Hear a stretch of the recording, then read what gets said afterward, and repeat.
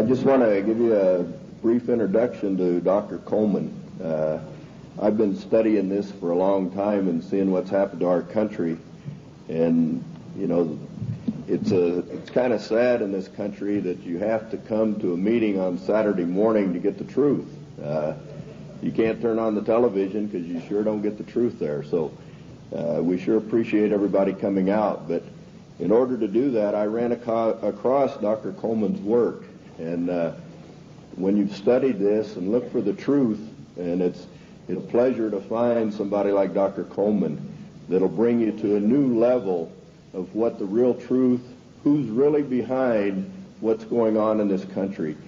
None of this is an accident. This is orchestrated. This has been planned and plotted and is moving right along. And if the only thing that you can do is be informed and learn what's going on, who's really behind it. And nobody does that better than Dr. Coleman. He's an author of 3 books. He has a table back here. I recommend that you look through his material. It'll bring you to a new level of information as to what's going on in the country as well as the world. And this is the only country left that stands between the country as we know it, or the world as we know it, and the New World Order, which will drastically change everybody's lives, as Dr. Coleman will tell you. But the big difference between Dr. Coleman and some of the other speakers is he's been in most of the places that we're talking about. He's been in Lebanon, Brazil, France, Italy, Spain, England, South Africa, and all over the U.S. And he did this, you know, in his work. He has first-hand experience with most of the things that are going on here. He studied 5 years in the British Museum in London, also in the Cain Museum in Egypt, where he did research on the Black Plague. And, you know, if you study his work or read his work on AIDS, I think it'll shock most of you. In his investigation, you know, through the congressional records. And the congressional records is where most information is in this country. And he would feel very comfortable, you know, in debating the Supreme Court justice on the Constitution at any time, because our Constitution is basically being walked all over at this time. But at this time, I'd like to bring on Dr. Coleman, and let's give a big hand to him, and we appreciate him.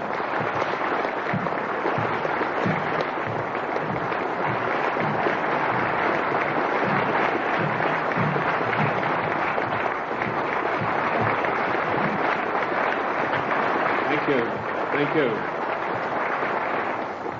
Ladies and gentlemen, thank you for that great welcome. It's indeed a great pleasure for me to be among you here this morning.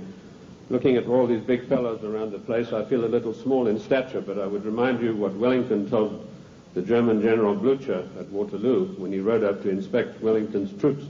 He saw the Scotch and the Irish Guards on the hillside. He rode through them and he turned to Wellington and said, "They're rather small, aren't they?" And Wellington said, "Yes, but they don't run away."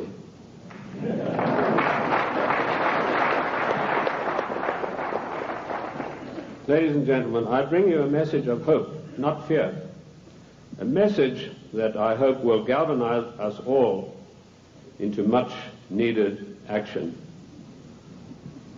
The problem is quite simple. Anarchy and chaos prevails in Washington, D.C.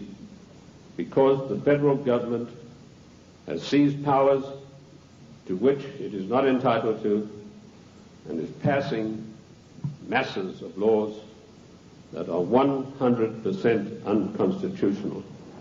And when you get men setting themselves up as greater than the Constitution of the United States, you get anarchy and eventually tyranny. Now, I'm paranoid. I'm going to admit to you right up front. But let me tell you what the real meaning of the word paranoid is. It is a man or a person who has the ability to link events that seemingly are not connected. That is the true meaning of paranoia, or being paranoid. Of course, it's been used by our enemies the socialists, the Marxists, the liberals, the so-called progressives, to smear us. How many times haven't I heard it said of me, that fellow's paranoid? Yes, I'm glad to admit it, because I have the ability to connect events that are seemingly unconnected.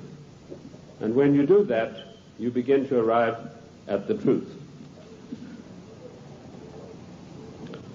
It's taken me 25 years to come to the conclusions that I have come to. And I want to tell you that one of the biggest things I discovered in my work was the existence of a supranational committee composed of 300 men. I came across this quite by accident when I was serving in Africa, in Angola, and I was given a series of documents which were only supposed to be handed in to top-level people. They were what we called above the top level of classification of intelligence documents. And there I discovered that whilst I thought I was in Africa fighting against the invasion of the communists, I was in fact fighting to introduce socialist regimes in the black African countries, and that I was actually working for a committee called the Committee of 300, also known in intelligence circles as the Olympians.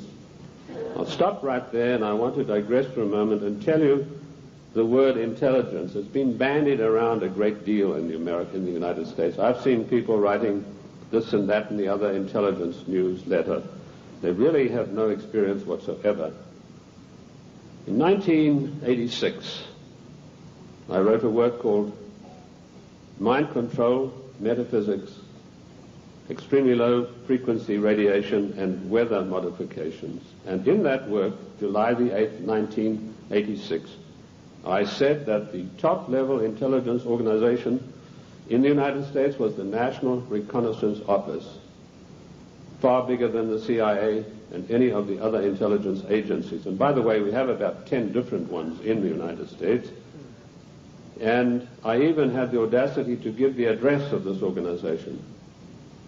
3 weeks ago, Mr. Sam Donaldson, the gentleman who wears that beautiful toupee so effectively, he came on with a program in prime time, and he said, this is one of the biggest scoops that ABC has ever had. And he told about the National Reconnaissance Organization. The exact same thing that I published 8 years earlier. I tell you this to set the stage so that you'll understand I do have some experience and that I know that of which I speak. You know, the American people are somewhat like the Irish. I'm sure you've heard the story of the Irishman who got shipwrecked, and after many days he was washed up on an island, and as he staggered along the beach, some people came out of the trees waving spears, and he said to them, is there a government here? And they said, yes. He said, well, then I'm against it. Liberty is based on individual freedom. We are individual people. We are not the mass, so disdainfully referred to by Karl Marx and the socialist writers. We objected to a tax of a penny a pound on tea when King George of the Venetian Party of the North, now that's probably the first time you've heard that expression. It took me 5 years of digging in the British Museum in London, which I consider to be the finest repository of knowledge in the world, to come up with that name. That was what the party of King George was called, and we'll come to the reason for that. But our colonists said, we're not going to pay this penny a pound on tea.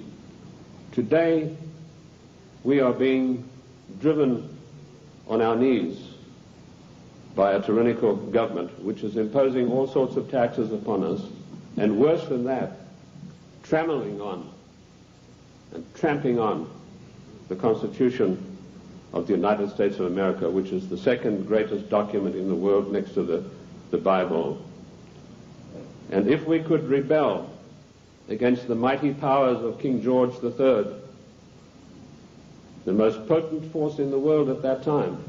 Then, ladies and gentlemen, it is time that we rebelled against a federal government that is trammeling the Constitution underfoot every day of the week.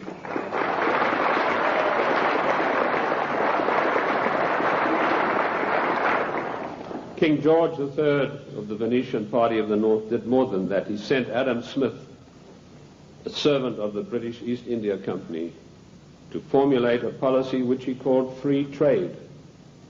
And by the means of free trade, Adam Smith, a greatly beloved economist of the Marxist, the socialist, and the liberals, hoped to bring the small manufactories and the industries established by the colonists to their knees.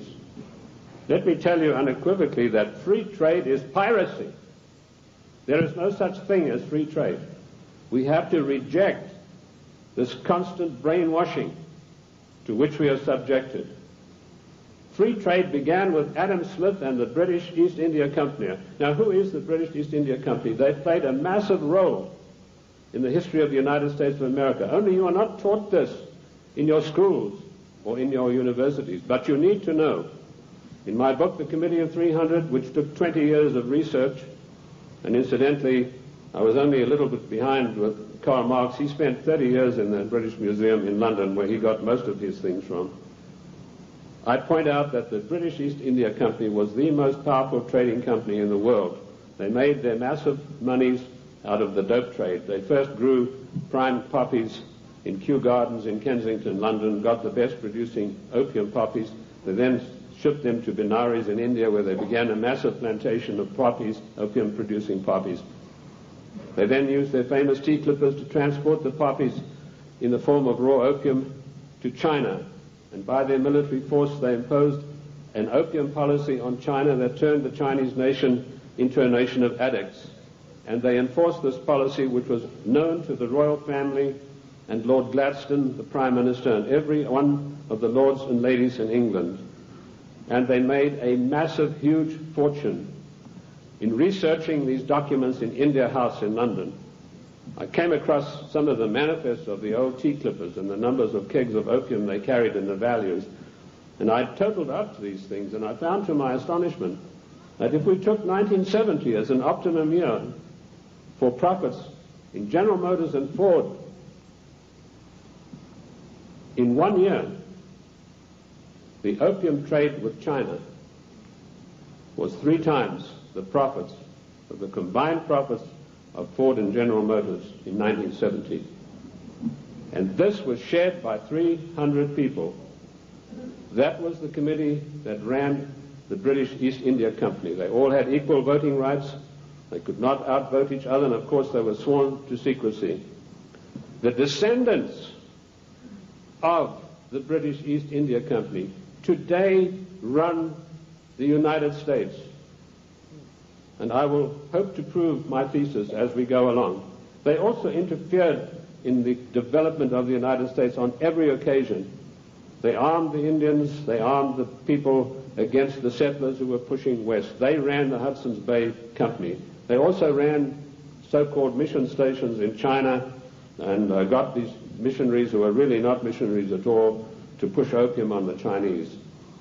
And I remember a conversation with the late Gamal Abdel Nasser of Egypt, Prime Minister of Egypt, President of Egypt, and Mohammed Aikel, one of the top journalists, with Chow En-lai.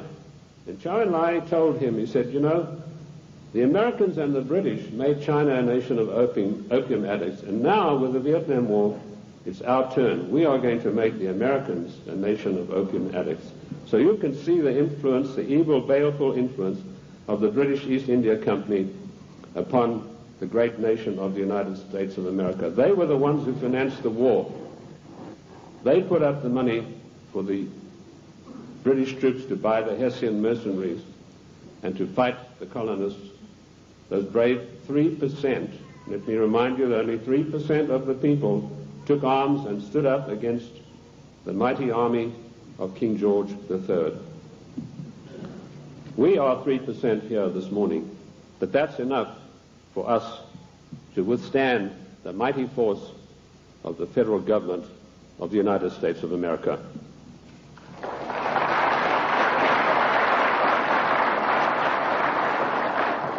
These 300 men in the Committee of 300 still run the world today with an iron fist. Their wealth is untold, cannot be measured. I know I looked at some of the records that I could find in Italy, in Rome. I've done most of my work on location, and this has always been invaluable to me. And I came across the families in Italy who were called the fondi, meaning the people who had all the money. They were all members of the Committee of 300, the Lucatis, the Recanati, the Volpi du Miseratis. These people are so wealthy that they would make David Rockefeller look like a piker. That is how rich they are. And this is the committee that runs the world. Now, in my book, The Committee of 300, I name every one of them. This is not a book that talks about they. It gives you specifics. And I must say I do the same thing in my new book, Socialism, The Road to Slavery, which was 10 years in researching. On July the 4th, 1789, George Washington told the Congress, it is necessary for us to impose tariffs to protect the manufactories of our colonies. That was the first trade barrier. Now, let us dispose for once and for all with the words that have been implanted on our minds, like isolationist, and you are for restricted trade, and you are against global trade. The United States of America did not grow great on global trade. The United States of America grew great on the hard labor of the people who lived in those days and the wise protection barriers put up by President George Washington, because immediately after the war they tried, the British, to try to down the United States through so-called free trade, which is nothing but piracy. Free trade, ladies and gentlemen, is a one-way street which allows other countries to dump their products on our markets to the detriment of our own people. That's what free trade is. It's strictly a one-way street. The trade barriers were increased by Lincoln, Garfield, and McKinley, and all three presidents paid with their lives for that policy. Disraeli was particularly incensed with Lincoln. Disraeli was the British Prime Minister at the time, and he ordered British MI6 to assassinate Lincoln, which is what they did, the same way as British MI6 publicly executed President John F. Kennedy at a later time. Our founding fathers and our presidents saw the value of trade barriers. They realized that we, if we wanted to progress, were not to be the dumping ground of the world. And I'm going to leave that subject for now and return to it later. The format that I want to use this morning is the type of questions that are most often asked of me. I've spoken to hundreds of thousands of people across the United States and worldwide, and I've been on many, many radio shows, and these type of questions, we note them, and this is what comes up most of all. Who and what is the Committee of 300? Well, I've dealt with that. I've told you this is a supranational body that knows no boundaries, respects the laws of no countries. The first time that they were publicly announced was by a German socialist by the name of Walter Rathenau. Now, I'll give you some background of Walter Rathenau. He was the financial advisor to the Kaiser of Germany, and he was also the financial advisor to the Rothschilds, the French family Rothschild. So he must have known what he's talking about. He made an astonishing statement in 1934. He said, there is a committee of 300 men that rule the world. They are known only to each other, and nothing happens without their consent. When former head of state Mikhail Gorbachev visited the United States a few years ago, flanked by George Bush and Quayle, he opened his Gorbachev Foundation in the United States. And he let slip, he said, this is being done with approval of the Committee of 300. CNN cameras were on him. They immediately switched. Now, I wrote to CNN and I said, could I have a transcript of this program, which they said was available. I never got a reply. I followed it up with letter after letter, but nothing ever came of it. The point I'm trying to make, ladies and gentlemen, is that the federal government, the secret upper-level parallel government that runs the United States, does not want you to know that you have an upper-level parallel government that calls the shots, that dictates what is going to happen to your life and mine. So that's how I found out about the Committee of 300. The next question is, what are their goals? Their goals are a one world government, latterly called the New World Order. The one world government began with King George III. At the time that the colonists were brave enough to take him on, King George was already busy formulating a one world government, and he had lined up at least 50 countries that were willing to come into this future world dictatorship with him. The goals then, very simply stated, are to make the world over into a one world, new world order dictatorship controlled utterly and completely by this Committee of 300. How can they possibly carry out their goals? That's the next question that I'm often asked.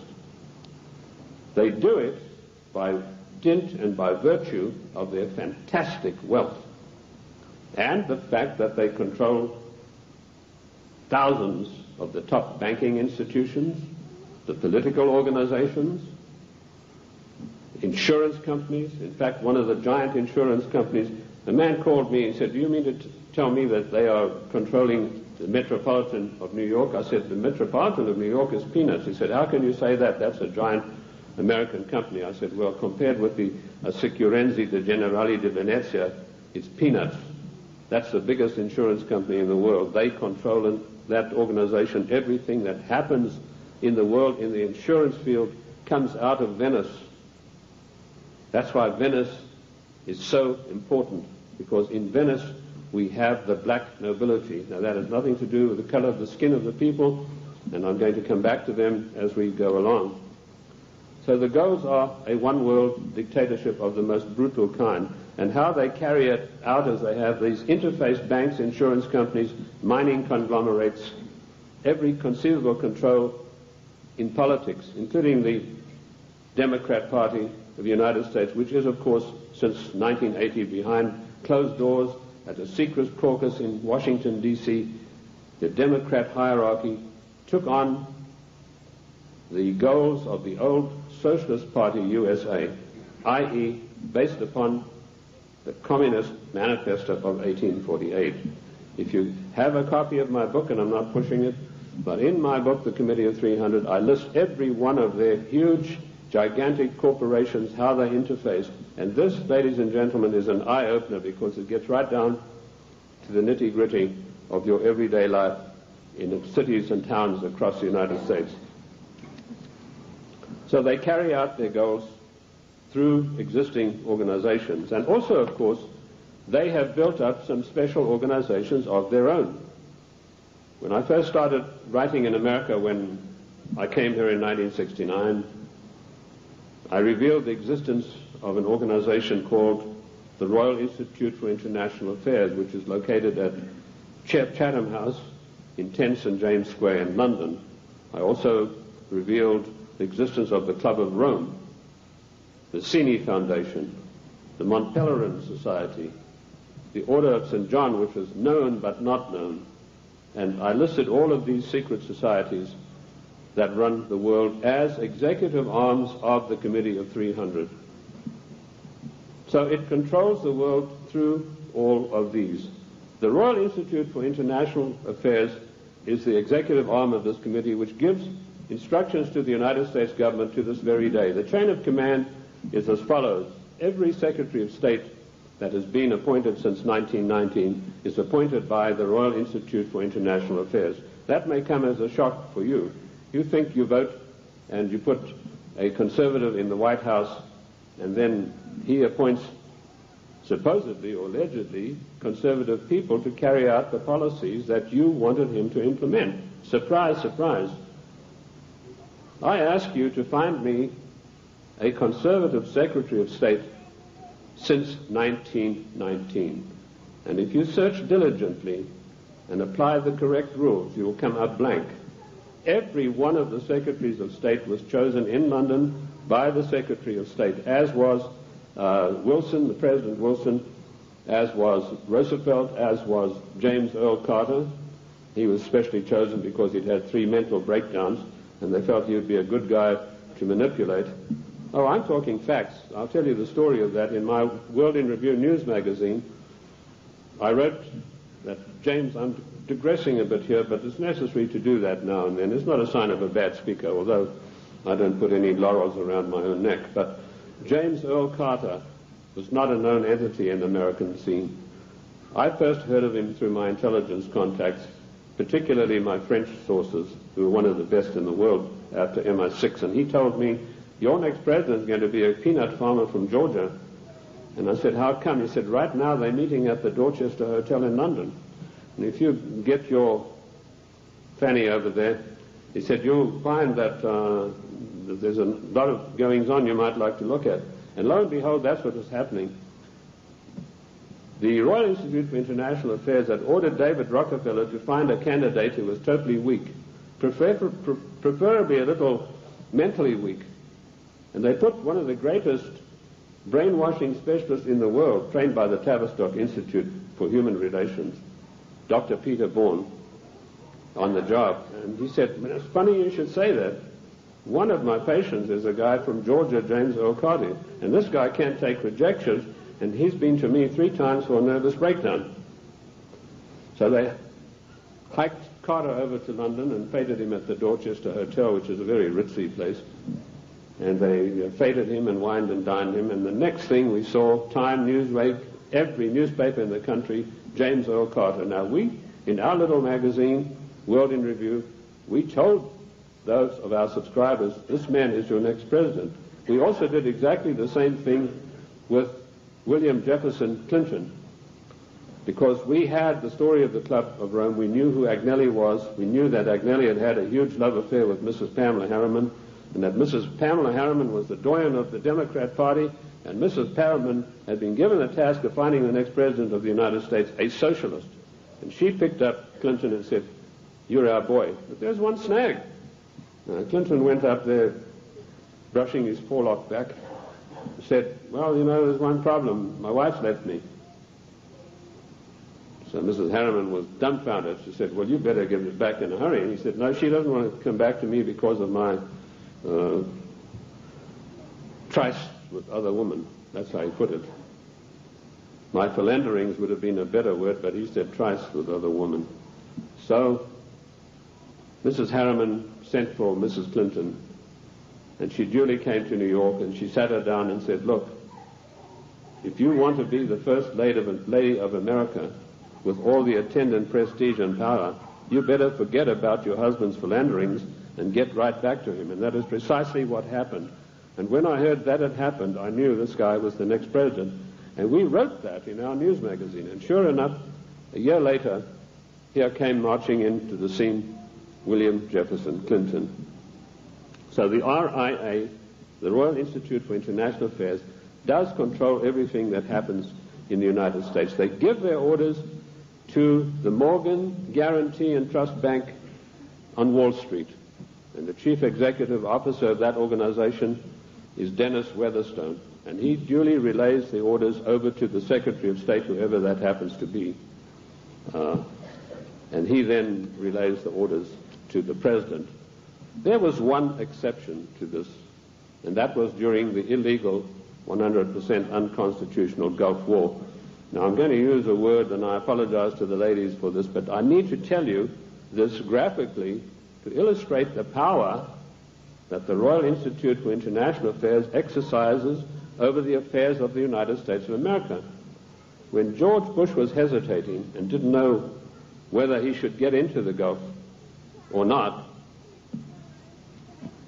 the Prime Minister of Britain, Mrs. Margaret Thatcher, came over to the Committee of 300's headquarters at the Aspen Institute, Colorado, and this is the phone call that she had with George Bush. She said, "George, this is Margaret. Apologies to you, ladies president. Get your ass up here. I've got some orders for you about the Gulf War." And Bush went scurrying up there like a little messenger boy. And the next thing we know, there was this massive outpouring of propaganda to start a war against the nation of Iran, a nation that had never done this country one iota of harm. I use those illustrations in order to give you the extent of the control that is exercised by this Committee of 300. There are many other societies that are operating for the RIIA.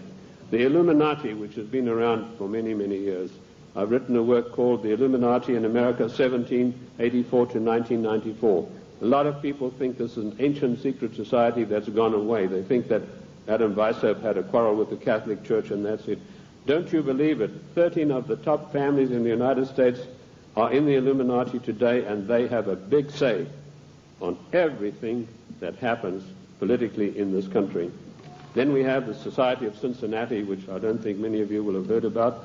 That is an ultra secret society to which every president of the United States is forced to belong, including our so-called conservative presidents. And I point this out to you to show you that it doesn't matter who is in the White House.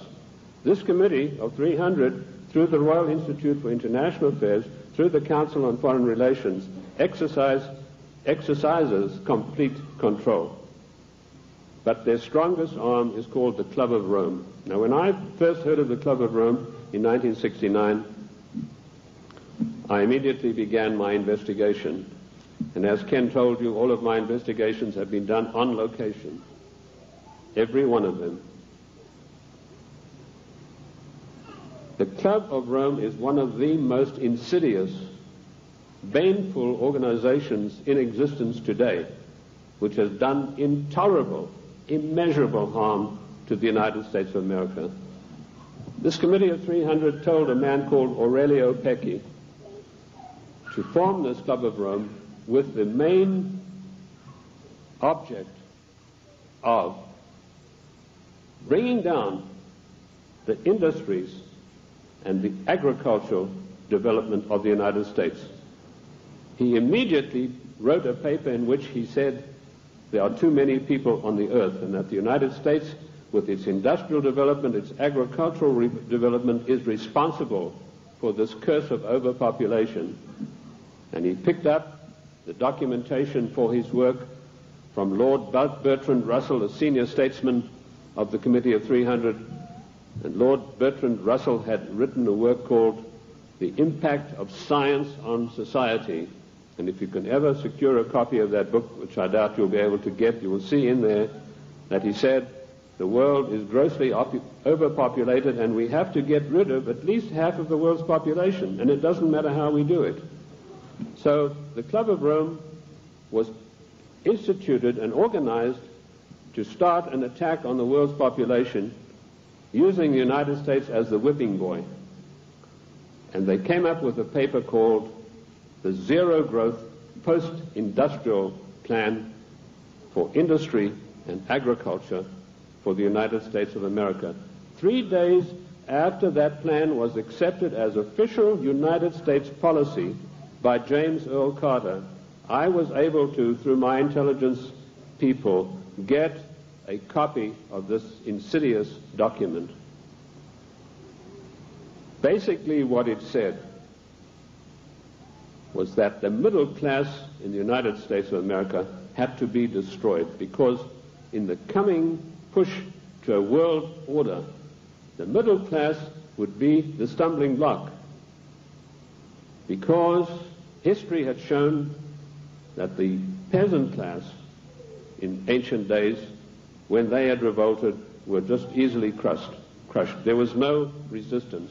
But now had grown a new super class of people in the United States called the middle class, who had long-term employment, who had job security, who were well paid, who could afford to buy the products that were made by the United States and didn't need to buy products from China or anywhere else. And the Club of Rome post-industrial zero-growth paper said, this has got to stop. We have to bring down the middle class of the United States. And the way that we will do this, the way that we will accomplish this task, is by crushing their industries. In 1980, based on this report, I wrote a small work, a booklet, called The Death of the United States Steel Industry. And in that I told of a French aristocrat by the name of Etienne d'Avignon, and I'm sure there's not a single steel worker in America out of a job who's ever heard of this man's name. But they put this aristocrat onto the job of destroying first the steel industry. In my book in 1980, I said that by 1985 we would have silent blast furnaces. The rolling mills would be stopped. There would be no more shipbuilding. We'd have thousands of skilled workers who'd passed the skills of their trade down for generations, who were forever dispossessed of their jobs. If you go to the northeast United States today, ladies and gentlemen, and I've just been up in Cleveland where I had a very good radio address I gave there, you will find that what I said in 1980 has unhappily come to pass. In 1970, the United States had 5,000 ships built by good United States know-how, using good United States steel. 5,000 ships sailing the high seas.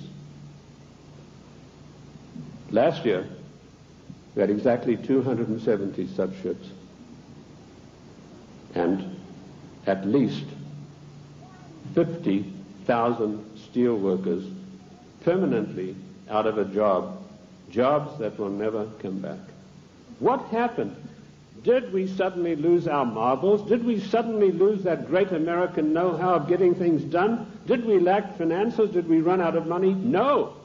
None of those things happened. What happened was this dastardly Club of Rome had sent their emissaries to the United States to deliberately destroy our steel plants. And they did it by opening the doors of so-called free trade. And everybody who signed the NAFTA treaty and everybody who signs the GATT treaty when it passes is a traitor and a seditionist.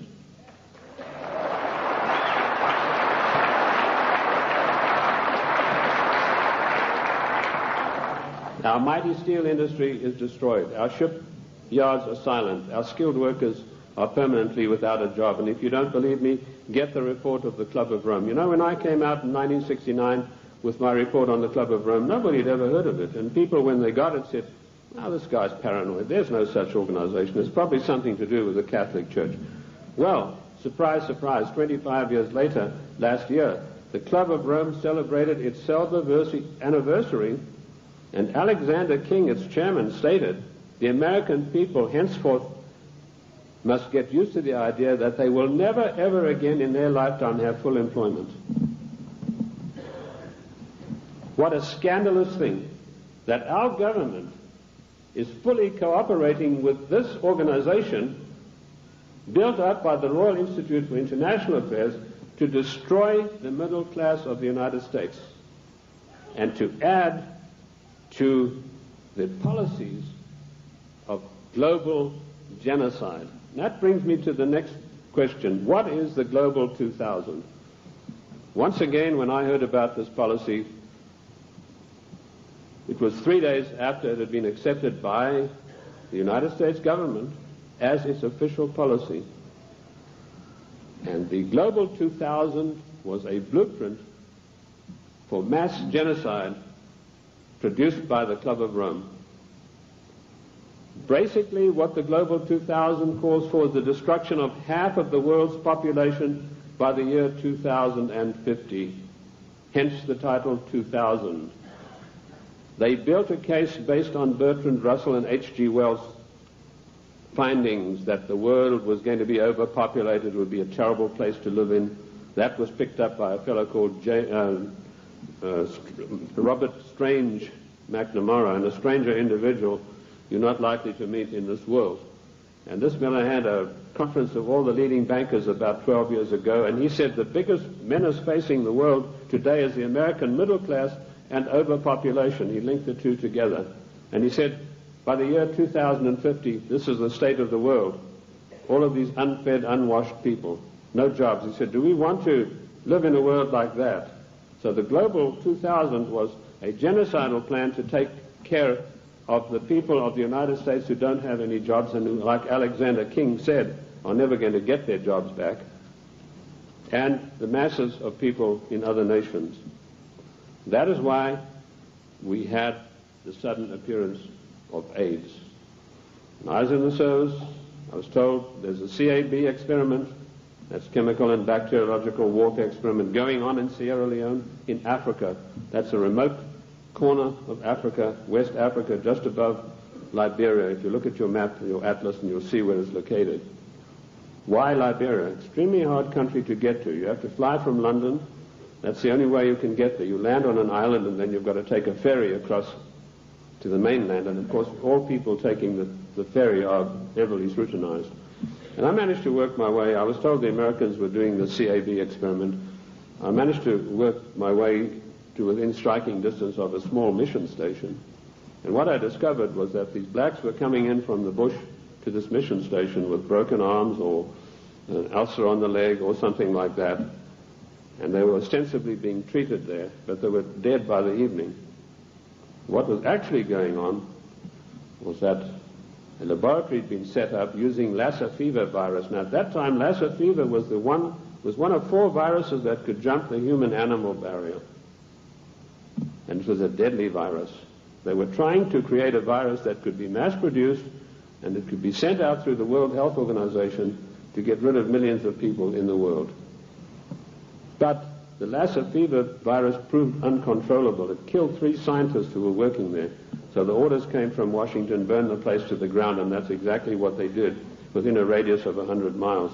They bottled up some of these viruses they'd been experimenting with and took them back to the Centers for Disease Control in Atlanta. There they began again, but again they escaped and killed 3 more scientists. So they incinerated the whole laboratory, sealed it off and incinerated. The same experiments are now going on in Harvard University right now. But they're not using the Lassa fever virus. That has proved to be too tough for them to handle.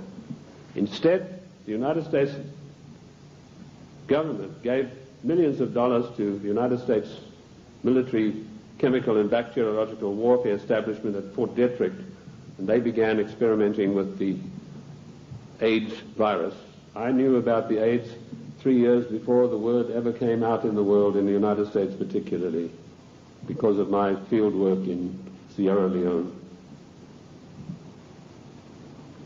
The British government used their Porton Down CAB facility. It's easier to get into the Bank of England vaults than to get into Porton Down. All the deadliest viruses in the world are being crafted there, in pursuance of the goal, the Global 2000, to decimate the world. Shortly after this experiment had finished at Fort Detrick, the World Health Organization started a massive vaccination campaign. They said, for once and for all, we're going to wipe out the scourge of smallpox. They chose Africa and Brazil, launched a massive vaccination campaign. Immediately, AIDS began to appear. Thousands and thousands of people began dying of the strange new virus, which the World Health Organization then said had come from the bite of a green monkey. They forgot to tell you the green monkey's been there for centuries, and he'd been biting people if he ever did for centuries, but no disease of that nature had ever occurred.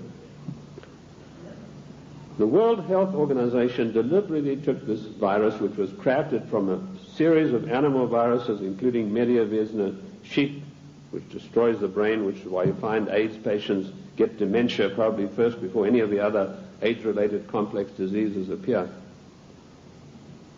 And they began vaccinating innocent people on a massive scale, and they began dying like flies. Why Africa and why Brazil? Because those 2 countries had the biggest black population in the world. And I want to tell the black people of the United States of America, do not trust the Democrat Party. Do not trust government. Do not believe that government is your friend. To you, to them you are dispensable, the same way as we are. Millions of people died. I went through Uganda on an inspection tour, and I saw whole areas decimated where previously there had been small towns and villages. There was not a living soul in sight. And that is going on today. The AIDS epidemic is completely out of hand. It swept the world. It's been swept under the carpet in the United States of America. We were told that this is a disease which is passed by homosexuals. True enough, but that's not the primary cause of it. This is a crafted virus that was spread throughout the world to decimate the population. Coming behind them, and we reported this about 2 years ago in our World in Review news magazine, is the Vibro 19 cholera virus, a deadly killer. You get this cholera in the morning. If it's not immediately treated with massive doses of expensive antibiotics, you'll be dead in a day and a half. This epidemic swept India, carrying away millions of people. I don't know if you've heard of it in the press. I doubt it. Behind that is a deadly strain of malaria, and some of our forces in Somalia contracted this disease, a strain of malaria which acts almost like the HIV virus. It attacks the human immune system. And behind that, the Black Plague. Now, you've had some experience with Black Plague recently. Experiments were conducted in this area and in California with the Black Plague, distributing them, these plague viruses, to definitive areas by means of enfolded scalar waves using extremely low frequency radiation, which was a warfare technique developed in 1934 by the great Soviet virologist V.A. Gertchev. This is not Buck Rogers stuff, ladies and gentlemen. This is today's deadly truth. So some of the Indian reservations were targeted, and all of a sudden they began dying of Black Plague. And then we were told, well, the harvest mouse droppings are responsible. Well, the harvest mouse has been doing his droppings for centuries, but none of them got the Black Plague before that. But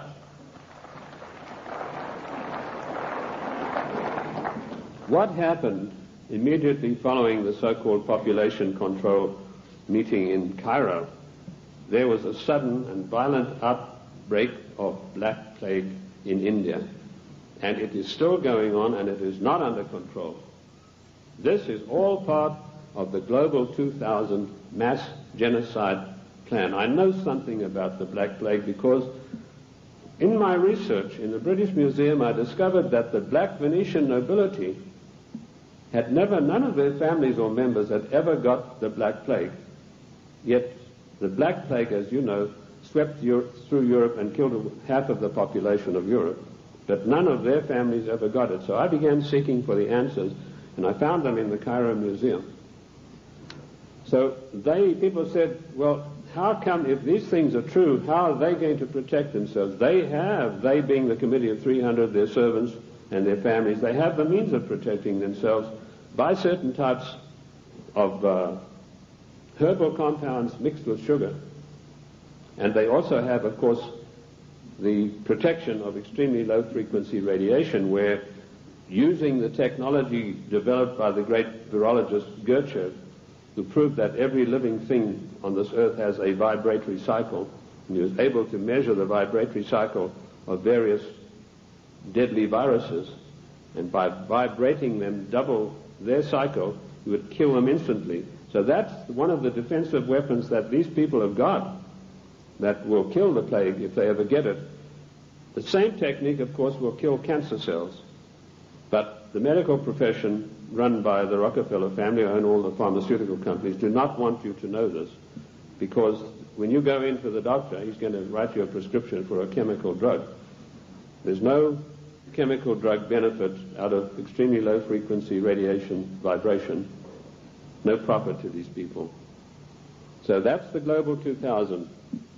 Decimate the world's population, and particularly hit hard the United States middle class. How are they financing all of this stuff? They're financing it through the Fondi, who I mentioned to you earlier, the Venetian black nobility. Now, why are they called the black nobility? They're called that because of the vileness and the evilness of their deeds. These families date back to the 11th centuries, the Lucatis, the Recanatis. They were called, and the Guelphs, by the way, I'll come to them, they're particularly interesting. They were called that because of the evilness of their deeds. They make Lucrezia Borgia look like a Sunday school teacher.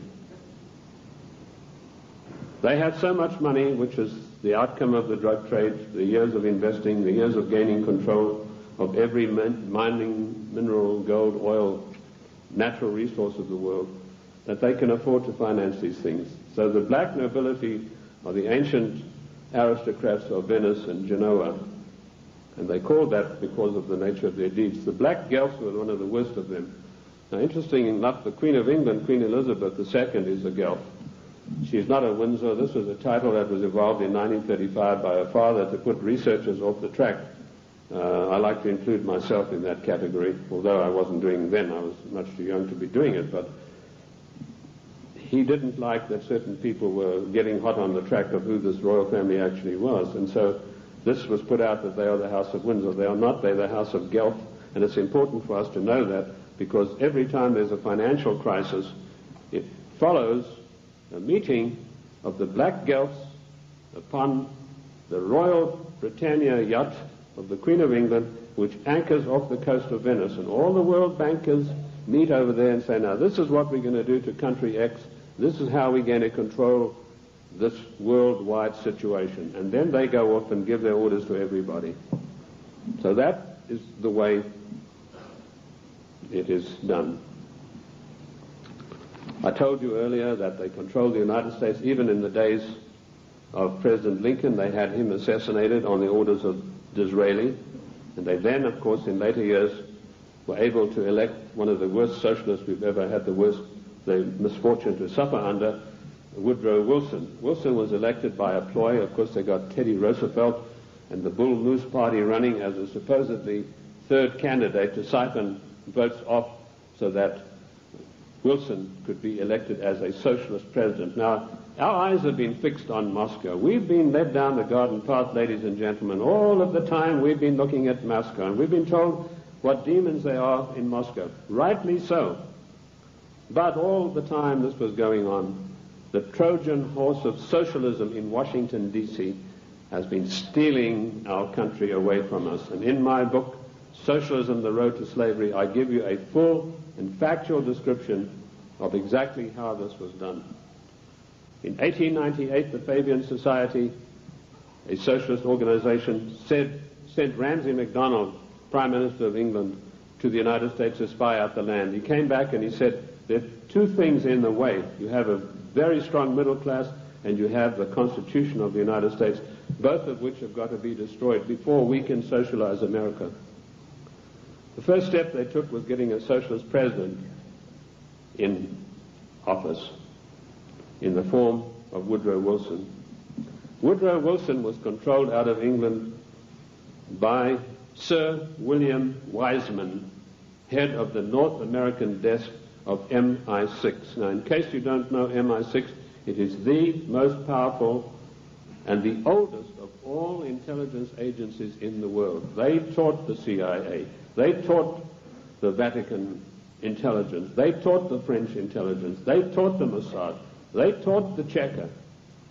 Captain Hill of MI6 went out and set up the Mossad. And Captain Hill went to Russia and helped the Bolsheviks set up their single-cell apparatus. Sir William Wiseman was the controller of Wilson through Colonel House. Now, who was Colonel House? He was an unknown person who emerged out of Texas. His father served the Rothschilds during the Civil War, and he emerged out of the war as the only person in Texas who'd made any money. And House was sent to Washington in order to control the first socialist president, and he took his orders from Wiseman, and House lived but a few blocks away from Wilson, and above him, Wiseman had an apartment. And that type of control is not gone. It is still here to this very day, right now, as I speak to you. Other questions? Give us some examples of what you're talking. How do we know that what you're saying is true? I'll refer you to the great soldier son of the United States of America, General Douglas MacArthur, a great patriot, a great warrior, a great Christian. When Douglas MacArthur was in Korea, he and General Stratomayor of the Air Force devised a plan that would have put China out of action for the next 50 years. He submitted this plan to Washington, an arch-socialist, one of the most vilest creatures who ever walked this earth by the name of Dean Rusk, immediately summoned the President of the United States to a meeting in Blair House. And he said, Mr. President, we have seen the plan submitted by General Douglas MacArthur, and there's no way in the world that you can allow him to implement this plan. And Truman said, why not? He said, you know very well that anything that relates to China has to be cleared by the Royal Institute for International Affairs first. And he said, they don't want you to do this. And MacArthur was not allowed to carry out his plan. And 50,000 sons, beautiful Americans, were slaughtered on the battlefields of Korea needlessly because of orders from the Royal Institute for International Affairs. And that same institute is controlling President William Jefferson Clinton to this day. MacArthur was eventually bowler-hatted on the orders of the British government. I mentioned earlier the death of John F. Kennedy. Given the methods that are well known in intelligence circles of how to get rid of bothersome people, it would have been a very simple matter to make it look as though Kennedy had died of a heart attack or some other natural cause.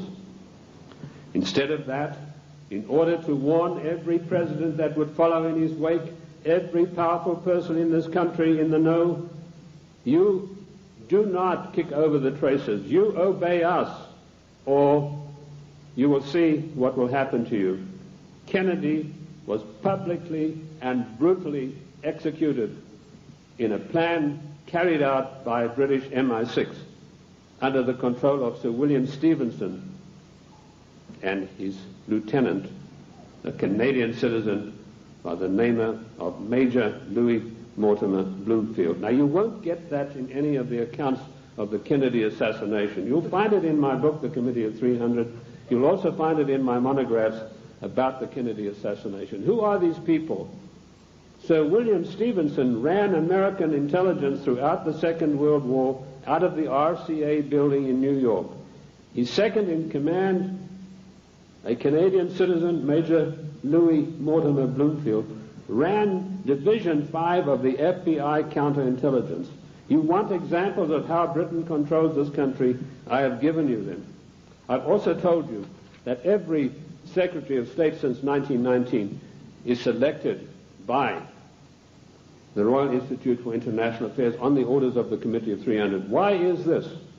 We go to these conventions and there's all the hoopla in the world. The balloons are flying, the straw boaters are in the air. Bush has been elected conservative president. Reagan has been elected. What happens in reality? The Secretary of State, who's charged with carrying out the policies, subverts each and every one of them. You show me a Secretary of State that has acted in the best interests of the United States of America since 1919, and I will give you the only money that I've got in the bank, which is about $1,500. You're welcome to it, because I know that you will not be able to do that. Every Secretary of State has subverted and acted in a treasonable manner towards the people of this great country. And when they haven't done it directly, they've done it through surrogates like Lachlan Curry, who ordered the military to jettison a shipment of arms destined for the great Chinese leader Chiang Kai-shek, to jettison overboard these arms in the Indian Ocean. And that's exactly what they did. We think that we elect our presidents. Ladies and gentlemen, we do not elect our presidents. They are selected for us long before we'd even heard of them. And I've given you 2 examples this morning of how this is done.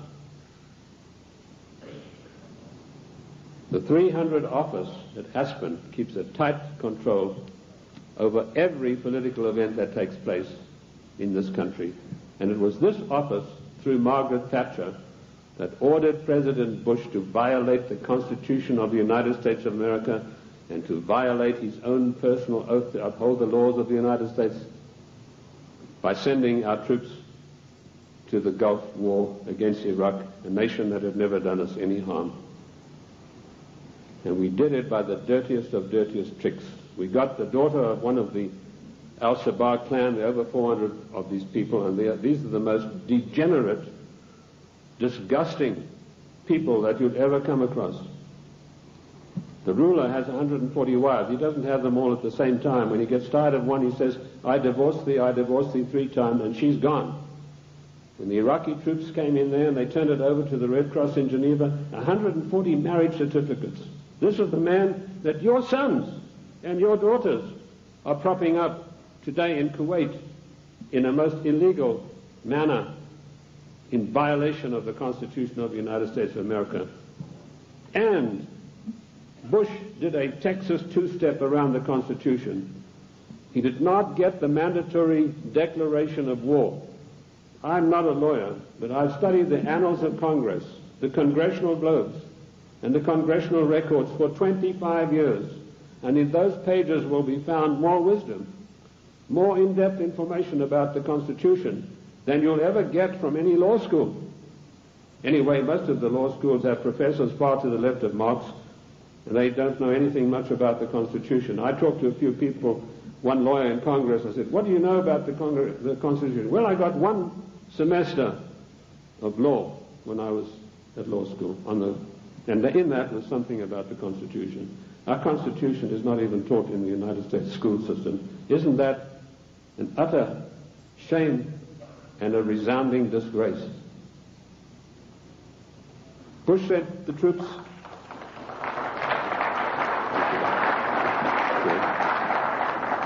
Bush did not get a constitutional declaration of war. This is a very difficult area of the Constitution. It's probably one of the most complex areas of the Constitution. It's a 5-step process that involves both houses making separate declarations, then joint declarations, then the army has to be informed, and then the public has to be informed, and then we have to be told whether this is a private war or a public war, i.e. whether all the armed forces are going to be employed or only one branch. In so-called police actions, the President has 45 days to use only one branch of the service. Bush violated his oath of office by going to the United Nations, to which we do not belong, and getting them to give him a so-called color so that he could send our troops to the Gulf. Our troops to this day are in the Gulf illegally, in violation of the Constitution of America, and we're still paying for it. The story that the Gulf states put up all the money, you go and ask the General Accounting Office, as I did, how much money have they paid? We are still paying for the Gulf War, and now we've got another huge bill to meet, billions of dollars, for Clinton's fantasies, to go out there and support this disgusting Al-Shabaab clan. I don't know if you know the story of Kuwait. It's really a horrendous one. I don't want to get into that too much, but that land was stolen from the Iraqi people by the British imperialists. They came in and drew a line through the sand right through the middle of the most important oil fields that had just been discovered, the Rumelia oil fields. Thenceforth, this is going to be called Kuwait. And they brought up these tame sheikhs from Bahrain and put them in as the rulers. And since then, they've been stealing the oil off Iran, and the proceeds go to the British banks in the city of London for the Committee of 300. They're just doing the same thing now in South Africa with the gold. That's part of their tactics to gain control of all natural resources through the world. I also touched briefly on Giovanni Agnelli and Mrs. Clinton and how she had left her husband, and Pamela Harriman. Pamela Harriman, for her duties in getting Clinton elected, was given a plum job as ambassador for the United States to France. And this is what happens to the traitors. Patriots are punished and traitors are rewarded. Dennis DeConcini, who voted for the giveaway of our property in Panama and who voted for the crime bill and every other obscenity that is passed by the federal government in violation of the Constitution, he's now going to get a plum ambassadorship when he retires, on top of his huge pension of something like $200,000 a year. I've been asked whether Clinton will stay the full term. Yes, he will. Clinton will stay the full term because he's been given a job to do, and that is to pass certain far-reaching socialist measures. And he's been very successful in doing that with the help of so-called Republicans. I personally am not in favor of political parties. I'm like George Washington. He said, political parties are baneful, and in the long run they are harmful. What happened in NAFTA? A so-called conservative, Mr. Newt Gingrich, who I wouldn't trust as far as I could throw him, went out and acted as the floor manager, as the party whip in true parliamentary style, and he whipped up 132 Republicans, so-called, to support NAFTA. And no doubt he will do the same thing with this dreadful GATT treaty, which is coming up in a vote in the lame duck session. So he's going to run, and I'll let you into some information which I just got a few days ago from French intelligence. Clinton would not be able to run on his record or anything that he's done or anything meritorious. So what he's done, he sent emissaries, and this is the first time you're going to hear this. You might hear it in 1996, but this is the first time you're going to hear this now. He has sent emissaries to Iran to dig and promise huge sums of money to any of the Iranians who will come up with the actual documentation of the scandal where our prisoners were kept there until Reagan was elected the president. And if he can come up with this documentation, he's going to keep them. In 1996, he's going to come out and say to America, I have here documentary proof of how bad your Republicans are, President Bush and Reagan. Look what they did. And on the strength of that, he hopes to run in 1996. That's what he's doing now. He's taking the money that he's not entitled to, and he's using it to bribe the Iranians to come up with these documents. I don't know that they will, because I think they like him even less than I do, and that's saying a lot. What is the Clinton agenda? Clinton has been instructed to socialize America, and let me tell you that the enemy in Washington is more to be feared than the enemy in Moscow. I've said this for years. What does socialism do? It forces changes upon people that they do not want and do not ask for. And we've seen how dangerous that is when we look at the programs that were supposedly programs invented by the United States government and by the presidents. A man called Stuart Chase, an arch-Fabian socialist, wrote a book called A New Deal. Frances Perkins, who was the first female socialist cabinet minister appointed in the United States in the Roosevelt administration, she got hold of a copy of this book and she ran to Roosevelt and said, look, this would be a marvelous program for you.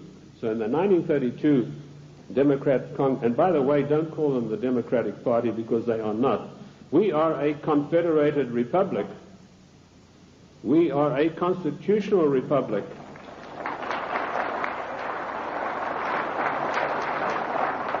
In a confederated constitutional republic, you cannot have a Democratic Party. You can have a Democrat Party, and that's what we should start calling them. But she ran up, and Roosevelt was so enamored with this deal that in 1932 they hastily changed their platform, and he came out and announced his New Deal, which is a verbatim, word-for-word program taken from Stuart Chase's book, Socialism, A New Deal. Then when Kennedy came along, he adopted as a wonderful new program called The New Frontier. That just happened to be a book written by Henry Wallace, another Fabian socialist writer. Word for word, The New Frontier was co-opted as Kennedy's program. Then when Johnson came along,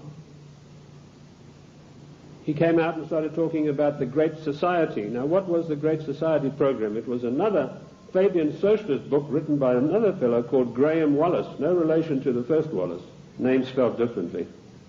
So here we have three presidents of the United States following an outright course of socializing the United States of America. And of course, every president, including Reagan and Bush, has continued along those lines. And what do we have? Our Social Security. That was called the Beveridge Plan. In 1942, when Britain had its back to the wall, was losing hands down to the German armies in France, they needed something to buck up the population. So Sir William Beveridge came along with this plan. He said, we're going to abolish poverty in Great Britain. and they started this beverage plan, which is the basis of our socialist social security plan. Note, I said socialist social security plan. That's how we got it. It was co-opted directly from the beverage plan, very eagerly embraced by Roosevelt. Socialism is a failure. Lenin was once asked, what is socialism? And he said, socialism, he said, no, sorry, I got the story wrong. He was asked, what is communism? And he said, communism is socialism in a hurry. And we have creeping socialism in this country today, which has nowhere to go but to communism. In the New World Order, one world government. That is the direction that William Jefferson Clinton is pushing this country as hard as he can go. And GATT is an integral part of that. The socialist policies of England failed miserably. They got the great Professor Harold Lasky of the London School of Economics. I once was asked to give a talk there, and it was me against 600 hostile left-wing students. And I had a pretty torrid time of it to start with, but in the end I did get a very good hearing from them. But that same Professor Lasky was sent to the United States to see how the Constitution could be got around. And he said, there's one good way we have to do it. We have to break down this provision that says there's no transfer of powers between the three branches. And we have that happening every day. We have Clinton calling himself the Commander-in-Chief, which he's not. I sent a fax to Colonel Oliver North the other day, in which I explained in detail what the Constitution has to say about the Commander-in-Chief. I hope he was able to use it. He said that Clinton is not the Commander-in-Chief, but he was saying it for the wrong reasons, for personal reasons. The Constitution is perfectly clear on this. It says that the President shall not be the Commander-in-Chief until such times as called into actual service by the Congress. And in my studies I came across this proviso that could only happen after a careful 5-step declaration of war mandated by the Constitution. And that is the sum and substance of the President's war-making powers. Unfortunately for us, during the time of the Civil War, Lincoln got the Congress to give him the power of habeas corpus, which is a privilege, by the way, not a right.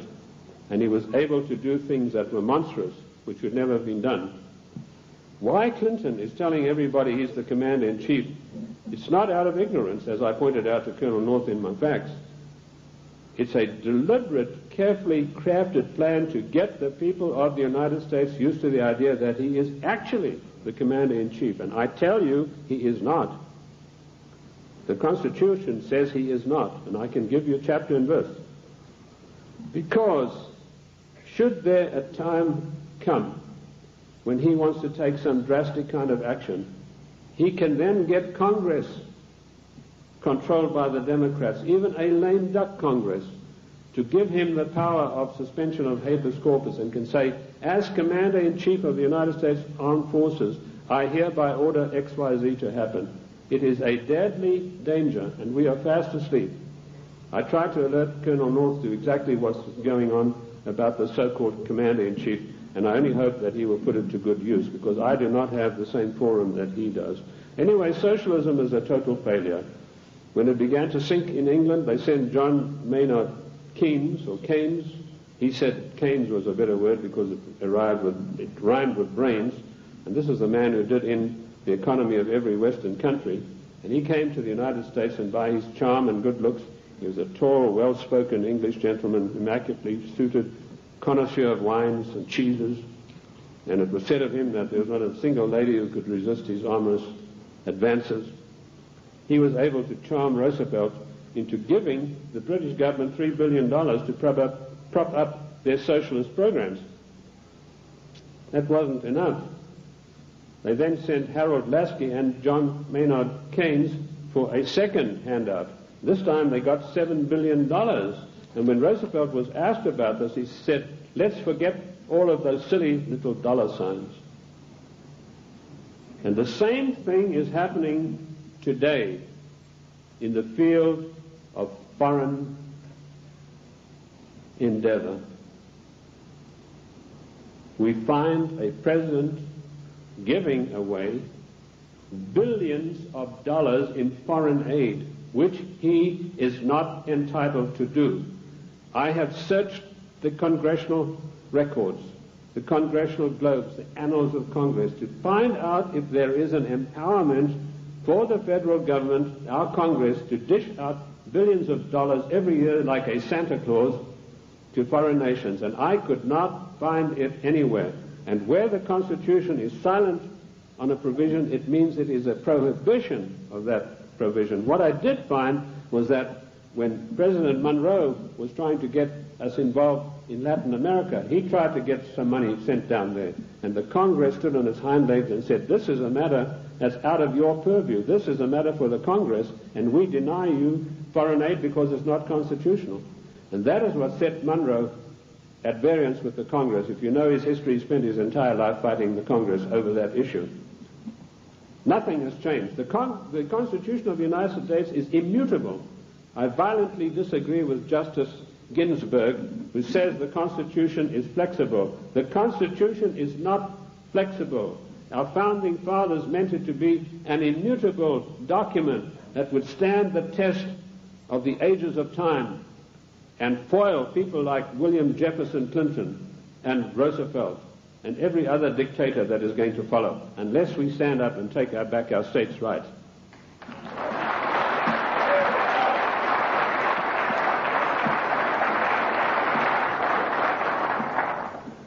What is the political future of the United States? I told you that we are being forced into a one-world government, new world order, by the use of the word democracy and by the use of the word global trade and free trade. There is no such thing as free trade. The United States made itself great by its own manufacturing abilities. We had our people fully employed. We had our people who could buy all the products that we made. We did not need global trade. If people wanted the privilege of selling on our markets, they had to pay customs tariffs. And did you know that up to 1913, all the money that it took to run the United States came from customs tariffs? We had no income tax. And in 1913, we had a surplus of $5 billion after all our bills were paid. Now comes Socialist Wilson, and the first thing he does, he calls for a joint session of Congress, and he said, we've got to stop this isolationist. Ladies and gentlemen, this word isolation is a smear word. It's intended to deceive you.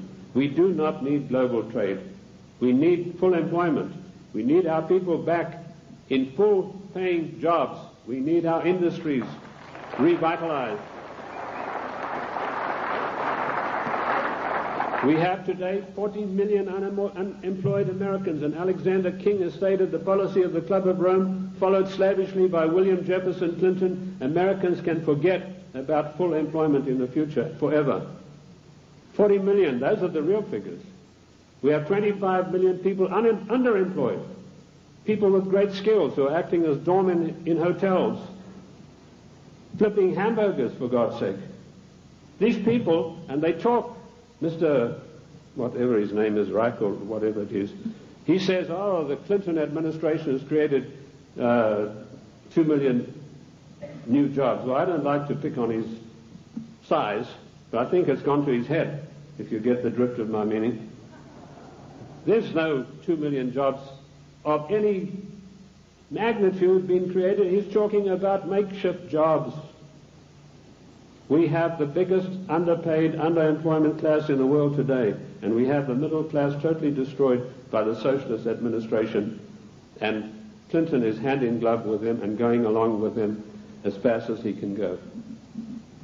We have become the dumping ground for the world's products, and that has put our people out of jobs, reduced our standard of living, the object of the exercise being that one day we shall be no better than a third world country as far as our standard of living. Take the shoe industry. In 1950, only 4% of shoes sold in America were imported shoes. Every president that came along knocked down the tariffs against shoes, imported shoes. Today you have China, Taiwan, Malaysia.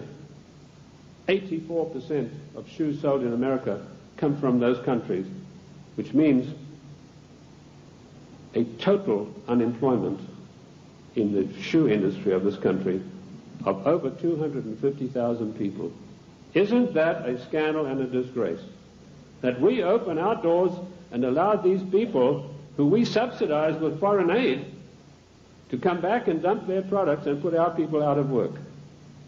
In future, historians are going to say, this was the maddest nation on earth to allow this insidious war to be waged against them. And that's what it is, ladies and gentlemen. This is a war to the death for the United States of America. The only thing that is making it unrecognizable as a war, there are no big drums being beaten, there are no flags waving, but we are being insidiously destroyed in a trade war.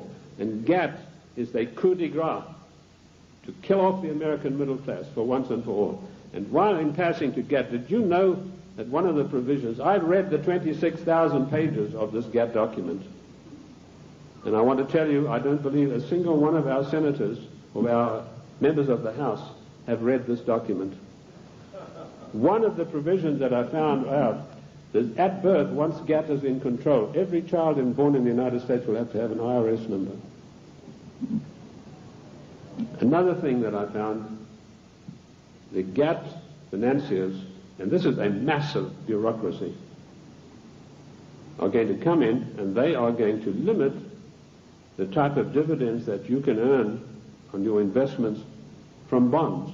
What happened? Immediately this news broke, the gnomes of the bond market took their money and they fled to Basel, Switzerland, and they put all their money in the Bank of International Settlements in gold, Swiss francs, and that's why you have the attack on the dollar going on today.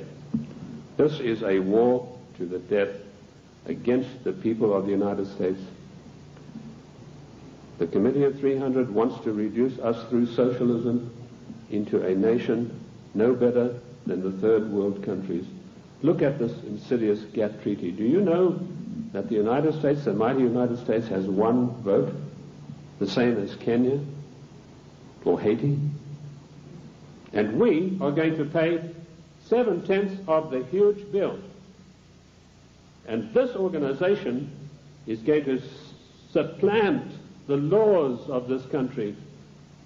One of the provisions of the WTO is that their board will be able to go in and demand of individual states that they change their laws and take us to the courts if we don't do it. Where is the president who said he would uphold and protect the individual states and their rights to a republican form of government? This GATT treaty is one of the most insidious, unbelievable attacks on the United States that I've ever come across. Let me tell you that if the Russians were to drop a couple of nuclear bombs on Washington, and that might be such a bad thing, let me tell you that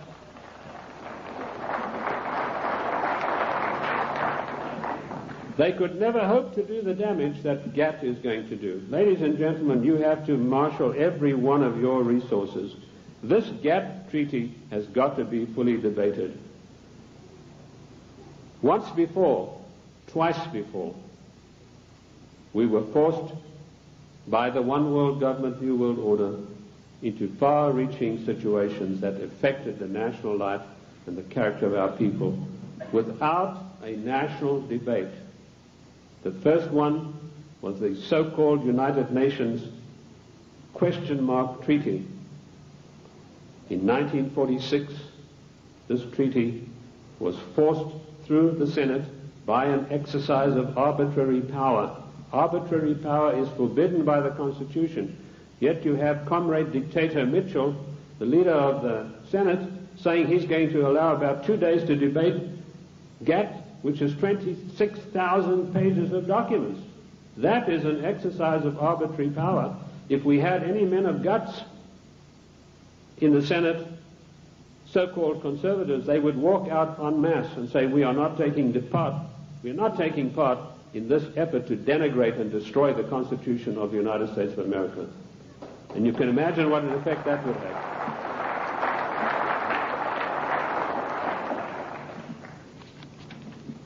GATT will be allowed to be debated for 2 days, 26,000 pages, and some of the most insidious things that you've ever seen are in this document, and they all, every one of them, say GATT shall override all the laws of the United States.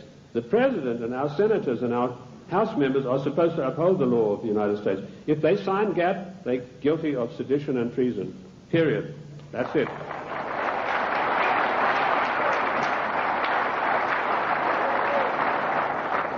This came as a natural outflow of the United Nations Treaty. I found there that 5 senators, listen to this for a disgrace, ladies and gentlemen, 5 senators actually read this United Nations document.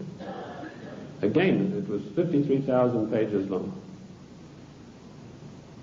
5 senators, and they had 3 days to read this document, and it was then rammed down the people of the United States. I want to tell you that we do not belong to the United Nations.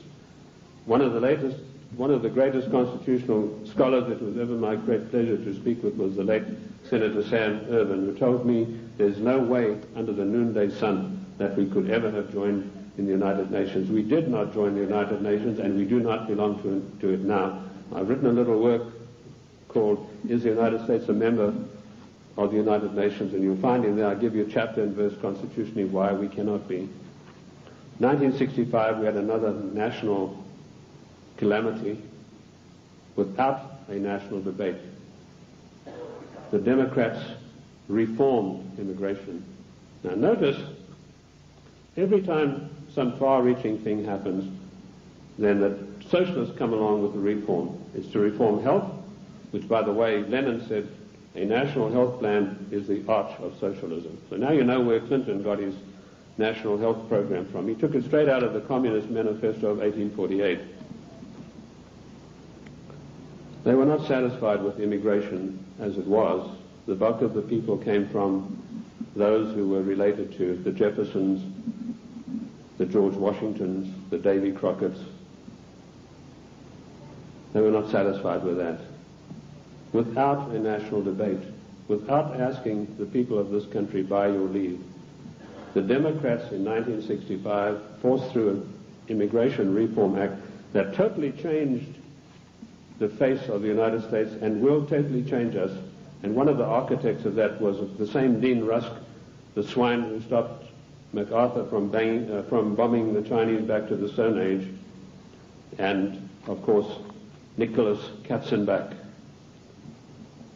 I want to give you some statistics. Now, people have accused me, they said, you are a racist. First of all, the word racist is a very modern smear word. If you look in the dictionaries in 1919 onwards, it did not exist. What they really mean to say is you are a racialist, i.e. a person who's proud of your race. I'm not saying this against any group, any nationality. I want to show you how the socialists, without our permission, without a national agenda, without a national debate, will change the face of the United States. In 1984, the people from traditional immigration stock made up 74% of the total population. By the year 2080, less than 100 years from now, we will make up 39.5% of the population. And it goes on. The Hispanics were 9.4 in 1980, they'll be 15.4. The Asians, 2.4, will be 13.3 of the population. In other words, the traditional Americans of the Davy Crockett, George Washington, the people Monroe said would make a real contribution to America, will be in the distinct minority. And this is thanks to the Democrat Party, who in 1965, without by or leave of the people, changed the rules. And now they've got us blindsided by concentrating on illegal immigration. Illegal immigration is nothing. That's a small problem. The legal immigration that was authorized in 1965 without your permission, that's where the big problem lies. These statistics were provided to me by a man called Lee Bouvier, who was one of the leading advisors to a former INS official. And of course we know that abortion is another way in which the population is being diminished. I have challenged judges all across the country to show me in the United States Constitution, where is there provision for abortion? And I've yet to see. Oh, they say in the Fourth Amendment. Don't you believe it? The Fourth Amendment has nothing to do. It doesn't mention the word abortion. And where a word is not mentioned in the Constitution, it is a prohibition of that word. There's no such thing as free choice. This is a communist doctrine brought to this country by a woman called Madame Calonte. Madame Calonte you've probably never heard of, but she is the inventor, the author and the finisher of NOW and NARL and abortion. It's all in my book, Socialism, The Road to Slavery. Where do we stand now? I told you that we're in danger because the separation of powers mandated by the Constitution are being broken up every day. You now have the idiocy of Clinton having line item veto. That means if he doesn't like something, he can go and veto just that line that he doesn't like. That is breaking down the separation of powers forbidden by the Constitution. Also meddling in trade. The President has no right to be meddling in any treaty whatsoever. That is strictly for the House according to the Constitution of the United States. And I've dealt with the Commander-in-Chief situation already. We need to understand the seriousness of the Commander-in-Chief. Lincoln said that if we allow this title, he said, we are then putting presidents where kings stood. And he said one of the most hated powers of kings was their ability to make war at any whim that came to their mind. And if we do not stop this Commander-in-Chief nonsense with Clinton, that's where we're going to find ourselves. We are already there with Haiti, and we are already there with our troops being sent to Kuwait. I want to tell you that the cost of the Middle East peace so far, to you, the American taxpayers, is $38 billion, and the clock is still running. Jordan was given $4 billion to sign this treaty. The other nations have been guaranteed credits and all sorts of things that will bring up the total to $38 billion for this so-called peace accord in the Middle East to come about. Of course, it's doomed to failure, but that doesn't matter. In the meantime, it makes the President of the United States look good. We need to understand something. I told you today there's anarchy and chaos in Washington. That is because the United States government is a government of strictly limited empowerment. It cannot just willy-nilly go making bills.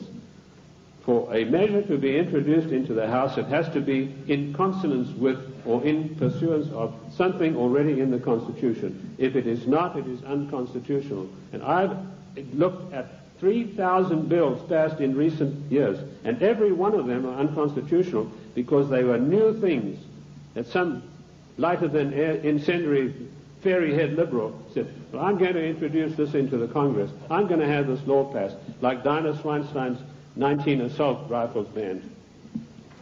There's nothing in the Constitution that would allow her to do that. Specifically, the 10th Amendment is very, very precise, and I can quote you 54 instances where this is mentioned in the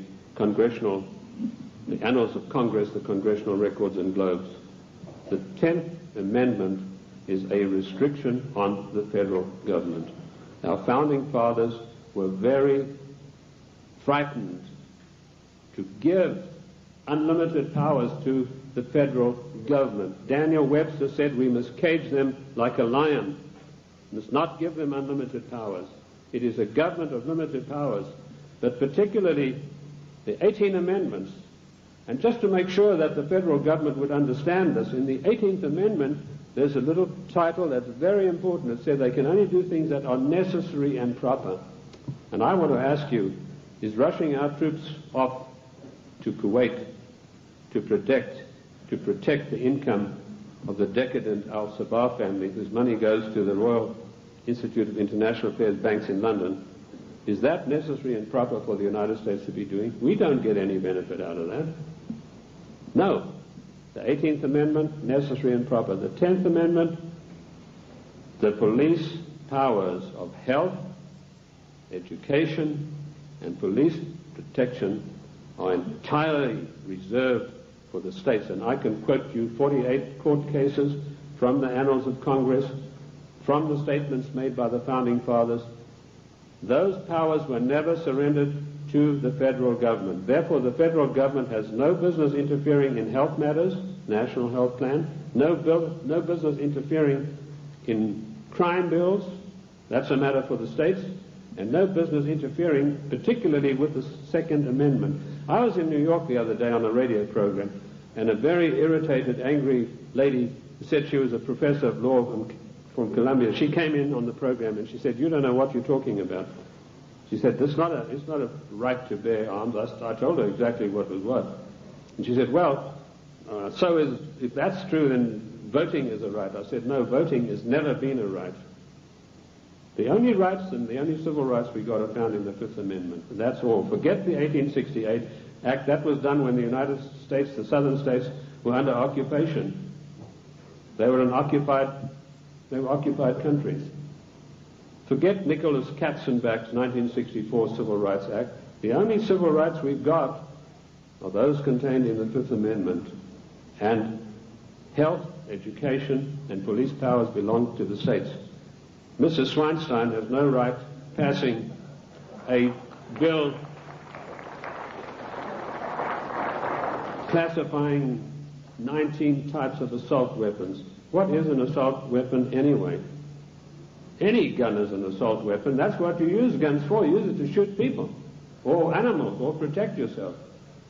Any gun is an assault weapon. A knife is an assault weapon. You know, now they have this poor, almost idiot Brady running around the country. They're using him shamefully to push for gun control. This man doesn't know whether he's Arthur or Martha at the moment. This is not an issue of gun control. This is an assault on the Constitution of the United States of America in total. You cannot take one part of the Constitution and attack it and exclude the others. And this is what it is. It is an attack upon the Constitution of the United States of America.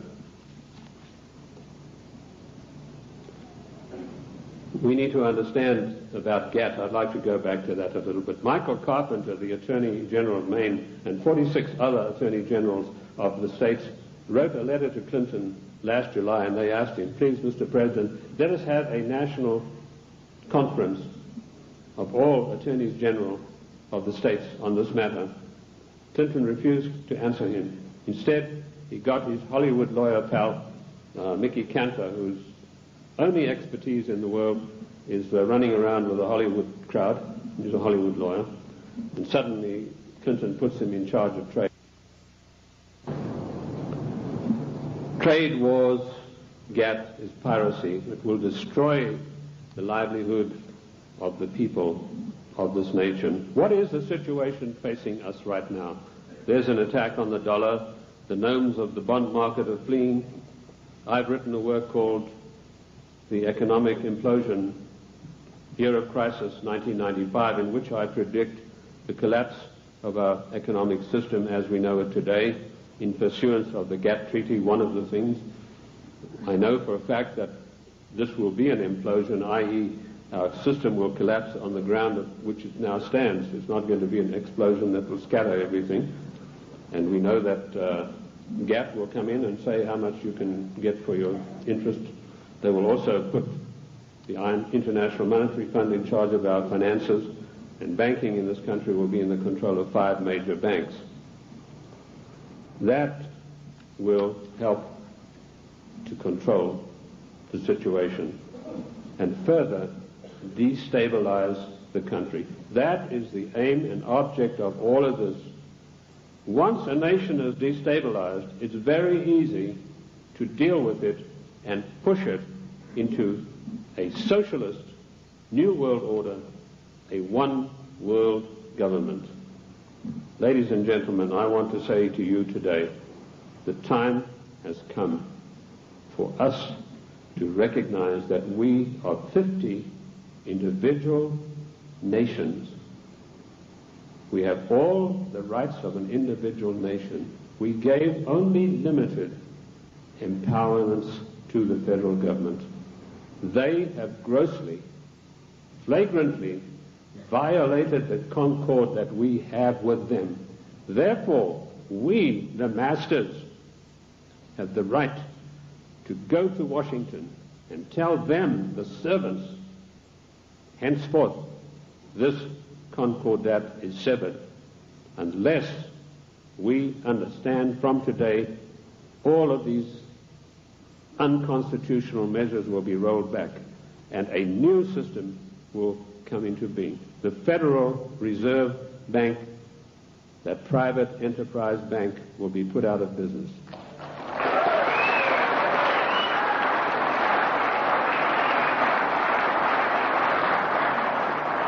Ladies and gentlemen, this is not anarchy.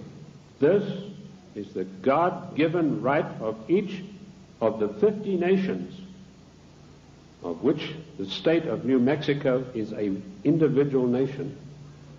We are the only entity in the entire world that has a legal document that allows us to dissolve the federal government without resorting to violence and bloodshed.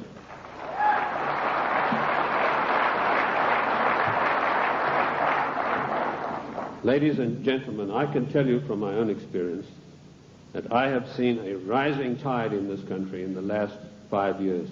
And I say to you today, in my closing remarks, let us catch the wave. My own plan is to form an organization, a foundation, if I can get people with money to back me, where I will teach what I've learned from the Constitution, what I've gleaned from the annals of Congress, the Congressional Globes, and the Congressional, to maybe 100 educators, lawyers, if you will, other people who are interested. Teach them what I know, which is enough for them to confound the Chief Justice of the Supreme Court of the United States, not to mention those fairyheads we have in the House and Senate. They, in turn, will spread across the land, teaching others, and they, in turn, will teach others until we have a grassroots movement that is spread across this nation of people who really know, not just to recite the Constitution, but know all of the provisions, the ins and outs, the nuts and bolts, who, when somebody like Mitchell says, we're going to give 2 days for this gap treaty to be debated, 1 million people will demand and tell him that you, sir, are exercising arbitrary power and you shall not be allowed to do this, and quote the Constitution. We could do that with every one of these unconstitutional measures. It is the federal government that is creating anarchy, not we, the people.